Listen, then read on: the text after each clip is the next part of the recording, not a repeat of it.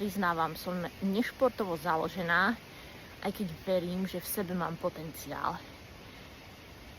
Nikto ma k športom neviedol, takže som sa snažila k ním priviesť sama. Hrávala som volejbal a pred 5 rokmi potom, ako som mávala nočné more, že ma nikto naháňa a nestíham bežať, tak som začala behávať.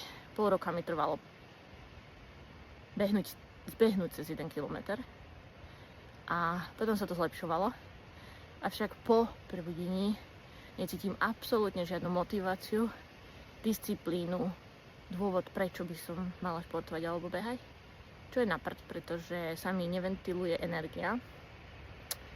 Ale pochopila som, že by som mala aspoň trošku sa hýbať. Takže sa snažím chodiť venčiť psíky alebo chodím plávať a dneska som si uvedomila, že musím chodiť do prírody, lebo mi to strašne dobre robí, ale mám pocit, že vždy je všade strašne veľa ľudí a dneska som to dobre odhadla, lebo je skoro ráno.